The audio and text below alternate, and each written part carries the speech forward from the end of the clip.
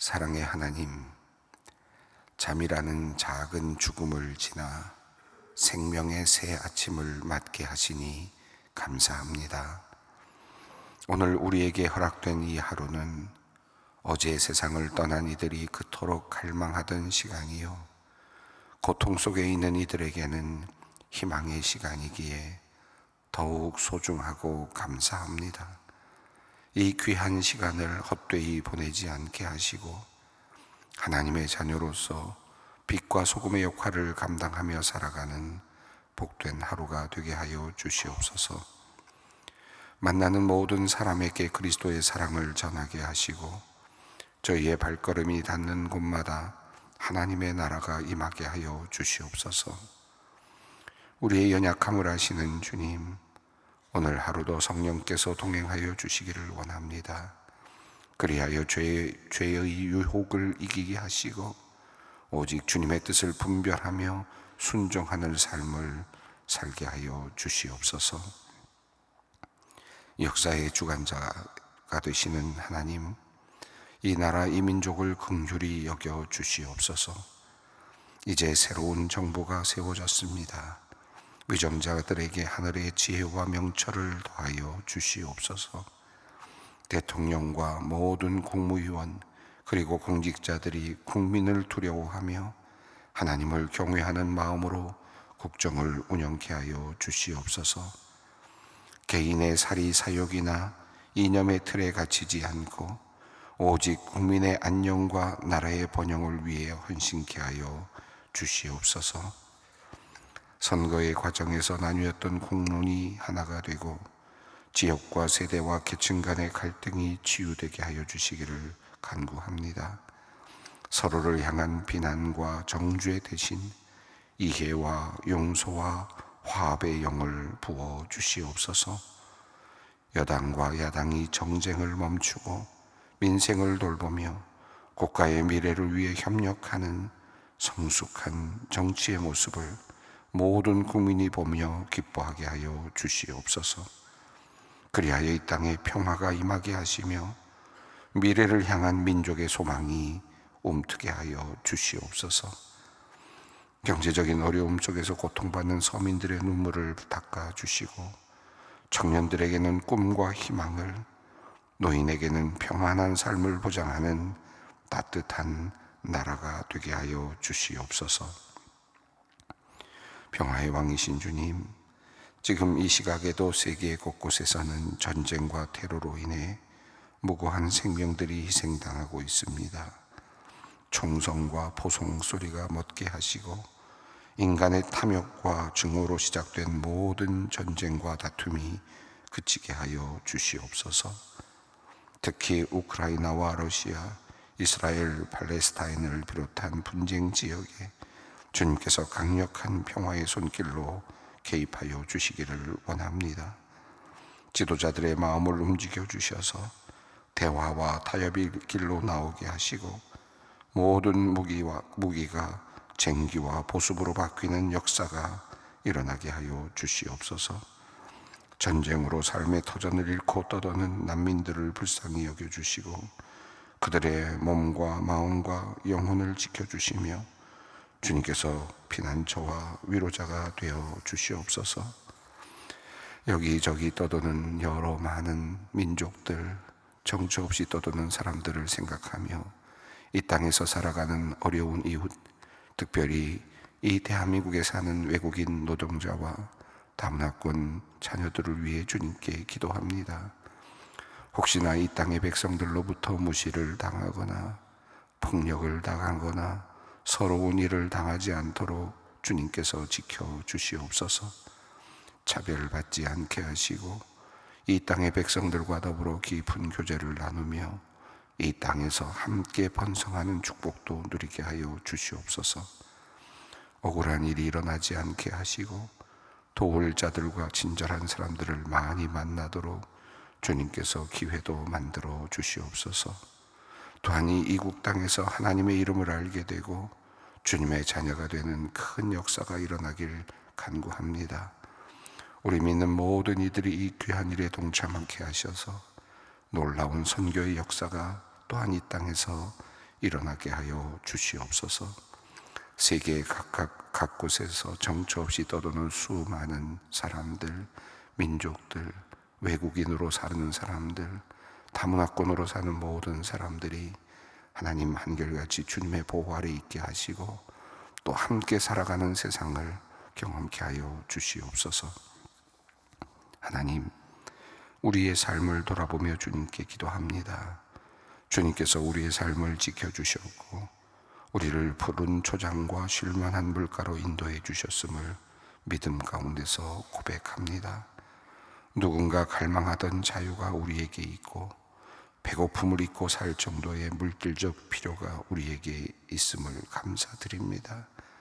우리의 죄악을 흰눈과 같이 깨끗게 하시고 우리의 모든 연약함과 취약함을 십자가의 보혈 아래에 덮어주셨습니다. 늘 우리를 사랑하시는 하나님, 이토록 우리를 구원하시고 우리를 바른 길로 인도해 주셨으니 이제는 우리가 주님 앞에서 참다운 예배자가 되게 하여 주시옵소서. 한 걸음 더 나아가 행복한 주님의 자녀가 되게 하시며 평안을 누리며 살아가는 주님의 종이 되게 하여 주시옵소서. 하나님께서 기뻐하시는 그 한 사람이 되게 하여 주시옵소서. 은혜 받은 자답게 살아가는 그 한 사람이 되게 하여 주시옵소서. 하나님, 오늘도 우리 주변에는 육신의 질병으로 고생하는 사람들, 치료를 중인 사람들, 위급한 상황 중에 주님의 도우심을 구하고 있는 사람들이 많이 있습니다. 주님께서 이들에게 긍휼을 베풀어 주시고 치유의 은혜를 허락하여 주시옵소서. 아픈 이들이 나음을 얻게 하시고 모든 질병과 또한 악한 세포들이 모두 깨끗하게 사라지도록 역사하여 주시옵소서. 어려운 문제들이 해결되게 하시고 새로운 길이 열리는 기적을 경험케 하여 주시옵소서. 늘 마음의 평안을 내려주시고 날마다 주님께서 내려주시는 위로도 또한 경험케 하여 주시옵소서. 주님, 이제 말씀의 자리로 나아갑니다. 온전히 주께 맡긴 영혼, 사랑의 음성을 듣는 중에 우리가 부른 찬송의 가사처럼 우리의 모든 염려와 계획을 주님의 발 아래 내려놓고 오직 주님의 세미한 음성에 귀 기울이는 하루가 되게 하여 주시옵소서. 저희가 만나는 모든 사람에게 또한 우리가 행하는 모든 일 속에서 하늘과 땅의 모든 권세를 가지신 예수 그리스도의 살아계심을 증거하는 복된 하루로 우리를 인도하여 주시옵소서. 우리 주 예수 그리스도의 이름으로 기도 올리옵나이다. 아멘. 우리에게 주시는 하나님의 말씀은 누가복음 20장 1절로 8절 말씀입니다. 누가복음 20장 1절로 8절 말씀 함께 봉독하겠습니다. 하루는 예수께서 성전에서 백성을 가르치시며 복음을 전하실 때 대제사장들과 서기관들이 장로들과 함께 가까이 와서 말하여 이르되 당신이 무슨 권위로 이런 일을 하는지 이 권위를 준 이가 누구인지 우리에게 말하라. 대답하여 이르되 나도 한 말을 너희에게 물으리니 내게 말하라. 요한의 세례가 하늘로부터냐 사람으로부터냐? 그들이 서로 의논하여 이르되 만일 하늘로부터라 하면 어찌하여 그를 믿지 아니하였느냐 할 것이요 만일 사람으로부터라 하면 백성이 요한을 선지자로 인정하니 그들이 다 우리를 돌로 칠 것이라 하고 대답하되 어디로부터인지 알지 못하노라 하니 예수께서 이르시되 나도 무슨 권위로 이런 일을 하는지 너희에게 이르지 아니하리라 하시니라. 오늘 본문 말씀은 예수님께서 예루살렘으로 들어가셔서 들어가실 때 나귀를 타고 들어가셨던 장면이 먼저 있었고요. 그리고 또 감람산 쪽에서 아마 바라보셨을 것 같은데 그 예루살렘을 바라보면서 예루살렘의 멸망을 안타까워하시면서 그 말씀하신 내용, 그리고 성전으로 올라가셔서 성전에서 장사하는 이들을 모두 내어 쫓으시는 이야기, 이렇게 이야기가 전개되었습니다. 그리고 오늘 이야기는 예수님께서 성전에서 날마다 가르치시는 이야기 중에 한 부분입니다.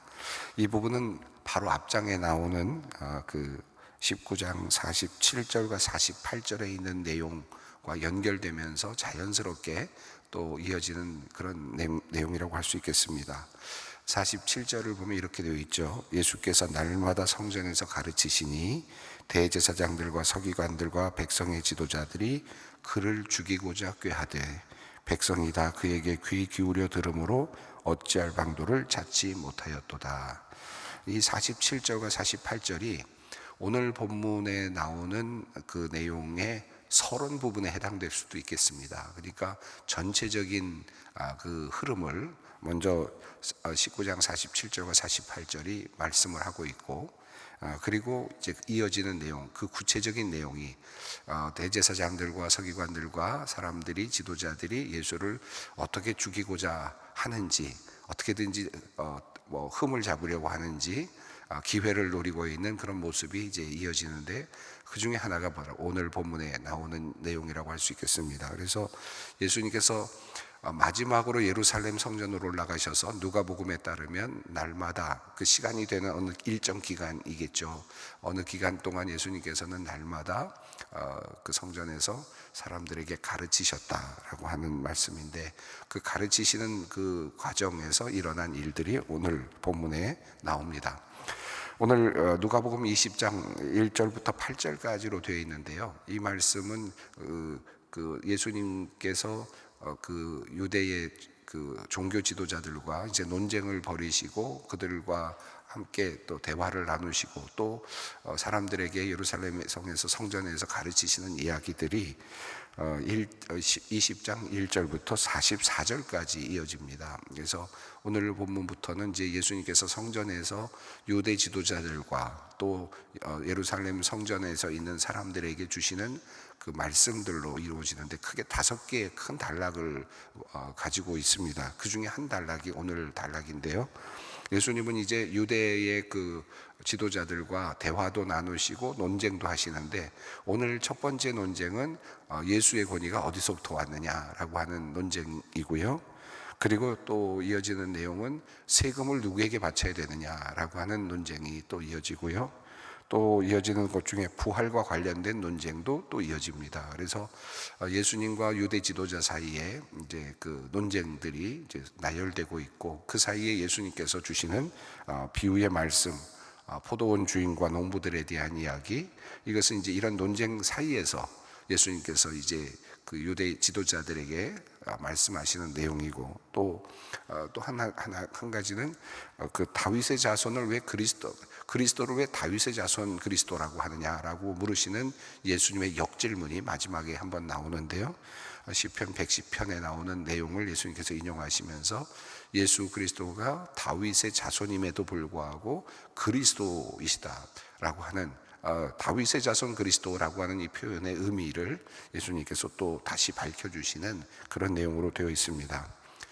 또 한편으로는 오늘 본문에서 나도 너희에게 이야기하지 않는다, 내가 누구인지 무슨 권위로 이렇게 하는지 나도 이야기하지 않는다라고 말씀하시는 것으로 끝나지만, 그러나 실제로 이것에 대한 대답은 이제 41절부터 44절까지 나오는 그 다윗의 자손이면서 그리스도라고 하는 다윗의 자손 그리스도 라고 하는 이 말씀으로부터 어떤 대답을 다시 주시는 그런 구조를 가지고 있습니다.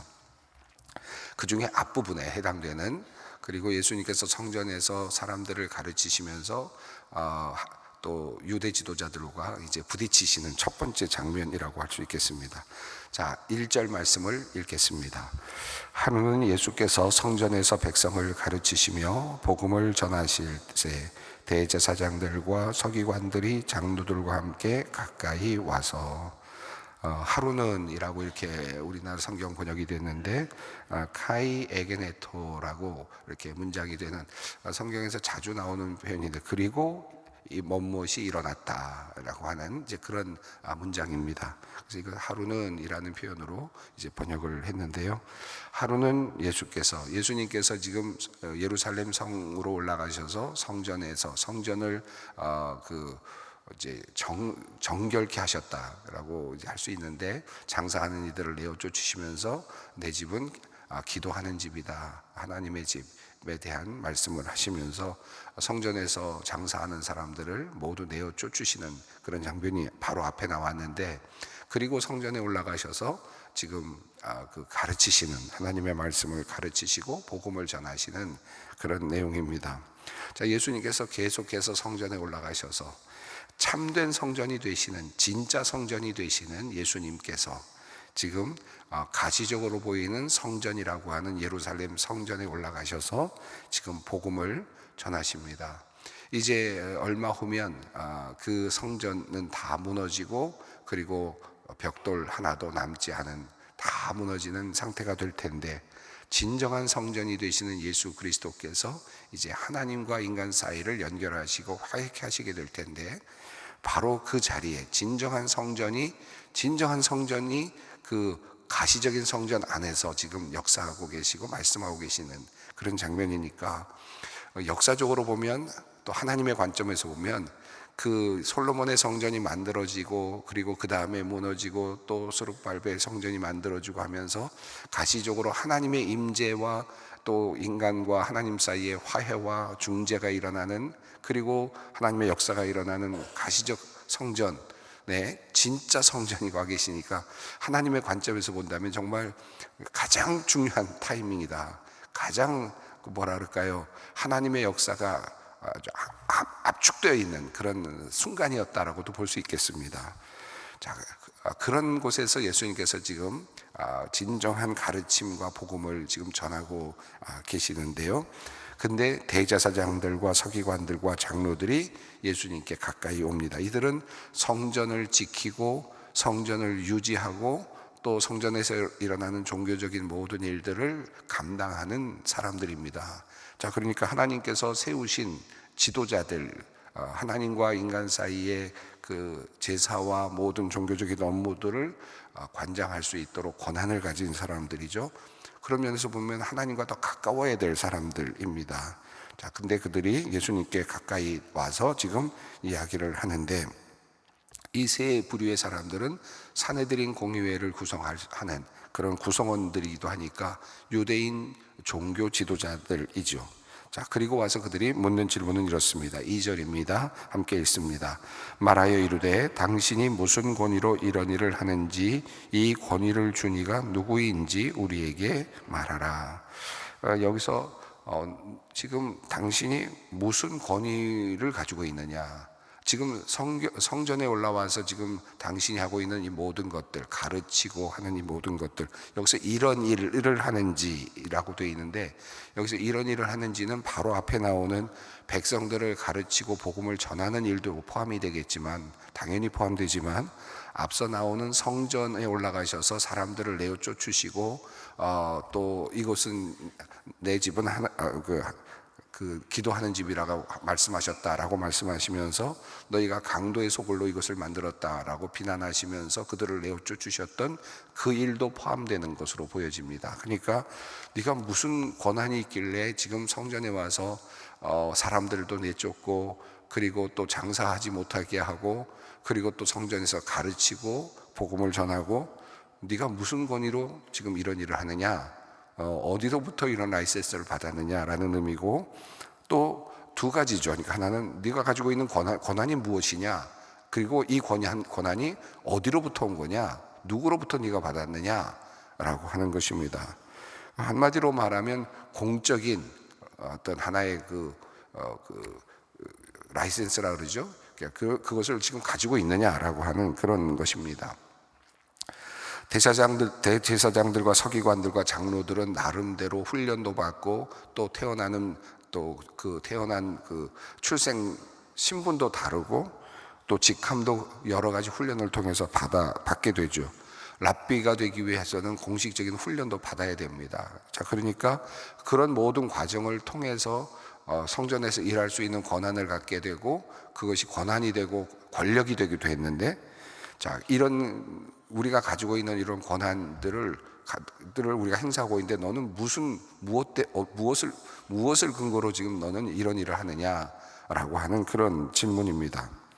물론 예수님께서 지금 하고 계시는 놀라운 사건들을 이분들이 다 다 눈을 감고 보지 않은 것은 아니죠. 예수님께서 병자들을 고치시고 또 놀라운 말씀으로 그들을 감동시키고 또 깨닫게 하시고 하는 것들도 알았을 겁니다. 이분들이 전혀 모르진 않았을 텐데, 자, 그런데 이렇게 하는 이 모든 것들이 우리들이 만들어 놓은 이 틀 안에 없다라는 겁니다. 자, 그리고 너는 무슨 권위로 또 이런 일을 하느냐라고 하는 그런 질문을 던졌습니다. 자, 그런데 그 다음에 나오는 이 질문이 참 예수님께서 하신 질문 중에 참 절묘하면서도 답이 사실은 들어있는 그런 내용입니다. 3절 말씀을 한번 읽겠습니다. 대답하여 이르시되 나도 한 말을 너희에게 물으리니 내게 말하라. 자, 예수님께서 도리어 역질문을 하시는데, 당시의 랍비들 사이에서나 또 토론의 자리에서 이런 하나의 방식의 토론은 자주 있었다고 합니다. 그러니까 이것이 뭐 특별하게 다른 것은 아닙니다만, 예수님께서 지금 한 랍비와 랍비의 어떤 그런 하나의 그 대화 같은 모습으로 예수님께서 역질문을 하시는데요. 그 질문의 내용은 이겁니다. 4절입니다. 함께 읽습니다. 요한의 세례가 하늘로부터냐 사람으로부터냐. 자, 세례 요한은 그 하나님의 사람으로서 선지자로서 이스라엘 백성들에게 매우 존경을 받았던 사람이죠.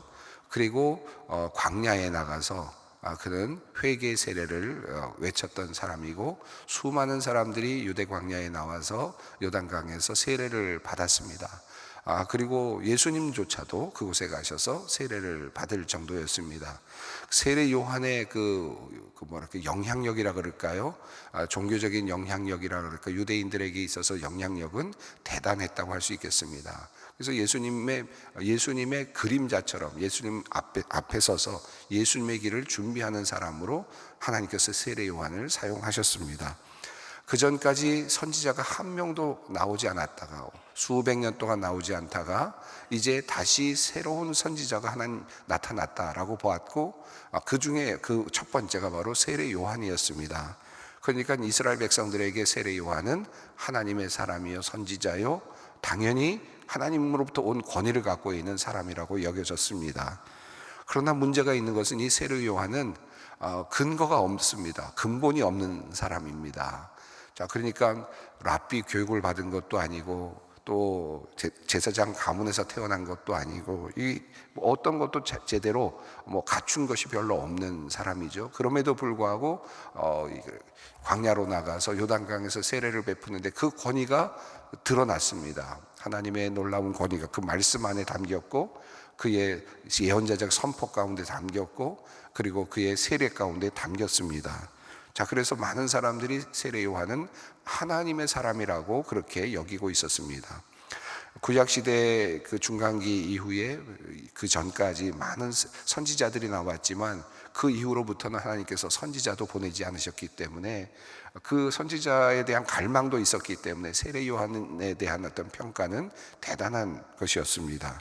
자, 그런데 그가 그만 헤롯에 의해서 살해당하게 되잖아요. 이제 죽게 되고, 그리고 나서 사람들도 이 잃어버린 세례 요한에 대한 어떤 안타까움 같은 것들이 있었죠.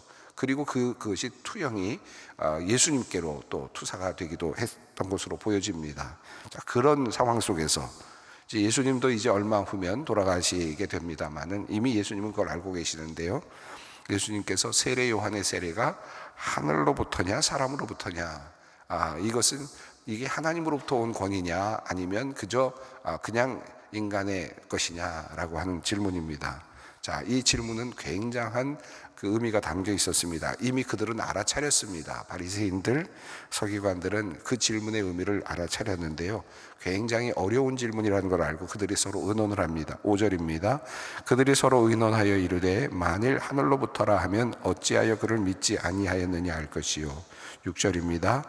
만일 사람으로부터라 하면 백성이 요한을 선지자로 인정하니 그들이 다 우리를 돌로 칠 것이라 하고. 두 가지 대답을 할 수는 있는데 두 가지가 다 아주 어려운 상황이 예상이 됩니다. 자, 하늘로부터 나왔다라고 말하면 자기들이 가지고 있는 종교적인 권위, 랍비로서 또는 대제사장으로서 종교 지도자로서 가지고 있는 정통적인 권위로부터 벗어난 세례 요한을 인정해야 됩니다. 그러다 보면 결국 하늘로부터라고 하면 그러면 너희는 그런데 왜 그 세례 요한의 말을 따르지 않았느냐? 왜 너희는 나가서 세례받지 않았느냐? 라고 하는 그런 또 질문으로 가게 되니까 대답할 말이 없어지죠. 왜 세례 요한을 죽였느냐? 라고 하는 거기까지 이르게 되면 더더욱 대답할 말이 없겠죠. 또 그렇다고 해서 사람으로부터 나왔다, 이거 아무것도 아니다, 그런 권위가 없다라고 말하는 순간 많은 사람들이 이미 알고 있고 인정하는 세례 요한의 권위, 선지자로 인정하는 이 권위를 무시하게 되니까 폭동이 일어날 수도 있겠다라고 하는 종교 지도자로서의 역할이 또 어려워지는 상황이기도 합니다. 그러니까 이럴 수도 없고 저럴 수도 없는 상황입니다. 자, 그래서 그들은 대답합니다. 대답하여 이르되 어디로부터인가 알지 못하노라. 예수님께서 대답합니다. 8절입니다. 예수께서 이르시되 나도 무슨 권위로 이런 일을 하는지 너희에게 이르지 아니하리라 하시니라.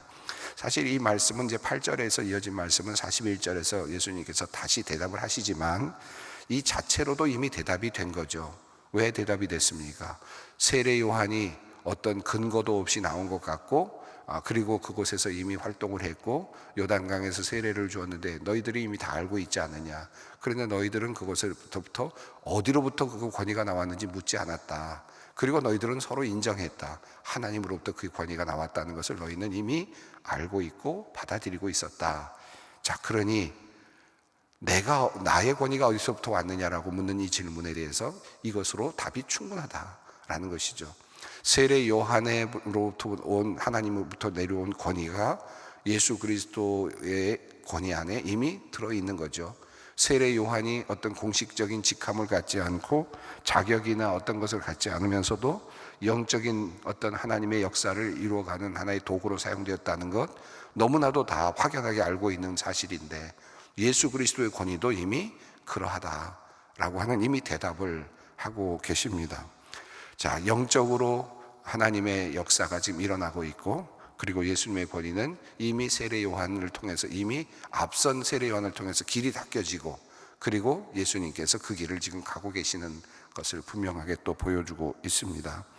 자, 무슨 권위로 이 일을 하느냐라고 하는 이 질문을 던지고 있는 종교 지도자들, 그런데 정말 그 권위를 가지고 계시고 그 권위를 실제로 줄 수 있고 진정한 성전이 되시는 예수님, 그 예수님을 그들은 지금 알아보지 못하고 도리어 자신들의 어떤 종교적인 습관이나 어떤 관행 안에 갇혀서 진정한 그리스도를 바라보지 못하고 있는 그런 안타까운 모습도 우리가 보게 됩니다.